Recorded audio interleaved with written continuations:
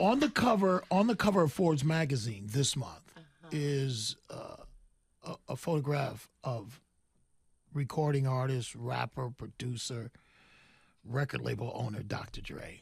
Our next guest looks jazz like Dre. Minus the beard that he's wearing today. Tell him your full name and what you do. My name is Darryl Clements. I'm the president of InterCapital Funding, and we are private lender based out of Southfield, and we known as the bank for the unbankable.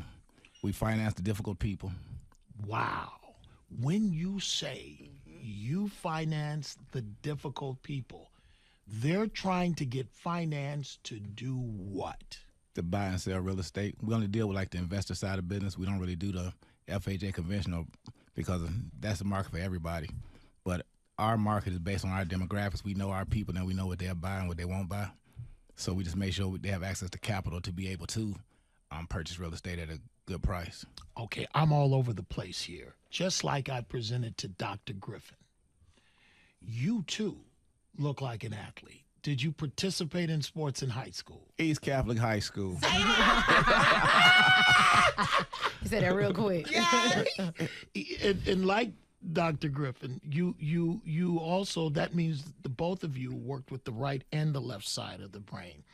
You like numbers? No, I like what he do. he said he don't change lives. Man, look here. And so do you. If the right person is captured through your company, they could change other lives, neighborhoods, city blocks, states. They could go a long way because they couldn't get the help without you. How did you get into that business? My mother, when we was younger, she started buying. She used to work at the GM, so she started buying houses. Things to pay like $1,000. That's when HUD was having $1,000 houses. Yes. So she bought the first house and she started fixing it up, and then she had a boyfriend who was good at fixing up stuff. He wanted us to help him start doing some of the work. Man, I ain't doing that. Oh, this is fascinating now. So man, what happens next, Darryl? Oh man, and then the killing part, when he died, I got into real estate. I started buying my own houses, fixing them up, flipping them. Wow. And then started renting them out. And then a couple of them got that was back during the street era. So somebody came in and burned a couple of them up. They were using them for something else. So, but at the end of the day, I just had a love for watching the house go from nothing to something. Wow. You then transform your business where you're the lender. You're the bank. Correct.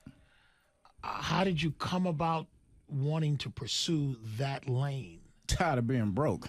It's a motivator. Right. Every time you try to go somebody for some money, it's always hold up. You need a whole bunch of extra paperwork. Then they had a million different ways to say no. Yeah. And then so we had to figure out how to be.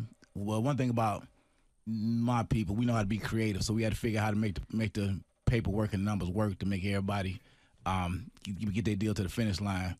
But a lot of them come to you with a lot of hopes and dreams that it's they're just not gonna work. Wow. You've been doing this how long? I've been in real estate and finance over 30 years. Woo. It's incredible. You work the Michigan area. Born and raised. Do you go outside of Michigan? All over the country. All over the country with your business? All over the country. Wow. So we got folks everywhere that need a couple dollars. What do people have to do to find you? Oh, we go to our website, www.ic. Let me slow that down. Yes. www.icfundings.org. IC. The letters? Yep.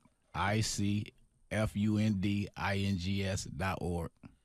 And that's where you start from. That's where we start. You can call us or you can go to the website, but we always have a physical person answering the phone because now with the new AI thing, you got to talk to the computer, and I can't stand that. Yeah, you stay real with it. Give us an example of one of the craziest. I got him through it. A lady came. She was trying to buy. Matter of fact, I give you one. A lady got a art studio over on Livernois. Okay. And then she got into a SBA loan, and they was pressing her to get out of it, and her credit was bad. So we had to figure out, we had to restructure the loan, and her credit score, it was below 6s. Whoa. Right. So okay. it was below 6s. I know because I've been. Right.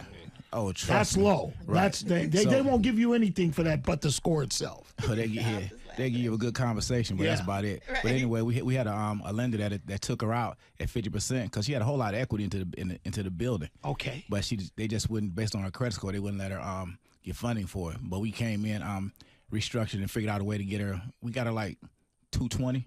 Woo. Right. Well, the thing of Illinois is worth about 450, so it wasn't a loss to the lender because they took it back. It'd have been a good payday for them.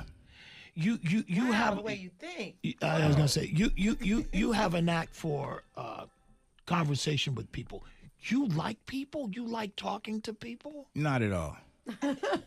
You Not do at such a great job. You cut. You have the ability to cut through the chit chat and the extra chatter and get right to it. I don't like the mini moves. Yeah, all of that, this and that, and that, and No, I that. just want to get to the big romance. I don't like the mini moves. Let's get to the get right to it. Right, to the meat and potatoes. Because a lot of times I nod off on a conversation till they say those key words. Okay, now it's time. All right. Wild. Darryl, that is great. That is good. Angie, you got a question. So you say you make the unbankable bankable. Give me a description of unbankable. Everybody think unbankable is broke. Well, for the most part, it is. But thing is, a lot of times they might have cash assets, but they might not have the cash, or they might have. If you got 2 of the 3, we can make it work. Cash, credit, or collateral. Yeah. We can make the deal work for you. So it's not always because in the new gig economy, everybody don't have financials, W-2s, and tax returns. And when you first starting out, you're not really focusing on your tax returns. You got to pay that next bill because payroll coming up real quick. Yeah. So a lot of times you might go a year or so without filing your taxes, and then the bank will quickly tell you, "No, we can't do nothing for you." But you got good credit scores, good everything else. But soon they come up one reason and say, "No, we can't do it." Wow. So That's when they say, incredible. "Nah, you can't do it," that's when you get to work with your creativity and figure out how I to. tell people all the time, we might not be your first call, but we're gonna be your last. Dr. Clements, making the world bankable for the project. There's so many young people that want to get into the real estate business and don't have a clue of how to get financed. But see, a lot of them, it's not always about. See, a lot of people just don't want to get into the brick and mortar of things. A lot of times you can get in on the backside of it. You can finance the deal as well. Because you think about it, I was thinking about it, I bought my wife a purse for her birthday yesterday, right? And then I'm like, dang, I could have bought something else with that. You want property Yeah, stuff. I could put a down payment on a house or something. So a lot of times, you don't have to be in the front. You don't have to be in front of the deal. You can be in the back of the deal as well. Again, how do they get in touch with you? You can call me at 248-955-1234, or you can go to our website, www.icfundings.org. 955-1234? Count money. Dr. Clements, thank you. That's powerful. That's powerful stuff, man.